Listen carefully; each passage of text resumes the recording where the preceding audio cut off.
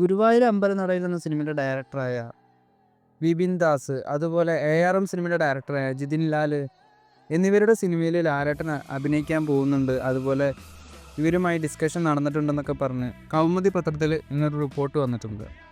നമുക്ക് കിട്ടിയ സോഴ്സുകൾ പ്രകാരം ഇതിൽ ജിതിൻ ലാലിൻ്റെ പ്രൊജക്റ്റ് ഫേക്കാണെന്നാണ് പറയുന്നത്. ജിതിൻ ലാൽ തന്നെ ഒരു തവണ ലാലേട്ടനുമായി ഒരു സിനിമ ചെയ്യാൻ പോകുന്നുണ്ടെന്നൊക്കെ പറഞ്ഞ് റിപ്പോർട്ട് വന്നപ്പോൾ അത് ഫേക്കാണെന്ന് പറഞ്ഞിരുന്നു.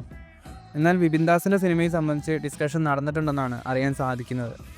വിപിൻ ദാസിന് ലാലേട്ടൻ ഓപ്പൺ ഡേറ്റ് കൊടുത്തിട്ടുണ്ടെന്നും ഈ ഒരു സിനിമ നിർമ്മിക്കാൻ പോകുന്നത് ജോൺ മേരി ക്രിയേറ്റീവ് പ്രൊഡക്ഷൻസിൻ്റെ ബാനറിൽ ഷിബു ബേബി ജോൺ ആയിരിക്കുമെന്നാണ് റിപ്പോർട്ടുകൾ വരുന്നത്.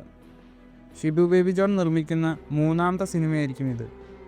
ആദ്യത്തെ സിനിമ നമുക്ക് എല്ലാവർക്കും അറിയുന്നതാണ് മലൈക്കോട്ടെ വാലിബൻ. അതുപോലെ രണ്ടാമത്തെ സിനിമ പെപ്പയെ നായകനാക്കി ഷിബു ബേബി ജോൺ നിർമ്മിക്കുന്ന ദാവീർ എന്ന സിനിമയാണ്. മിക്കവാറും അടുത്ത വർഷമോ അല്ലെങ്കിൽ 2026 ഈ ഒരു സിനിമയുടെ ചിത്രീകരണം ആരംഭിക്കും.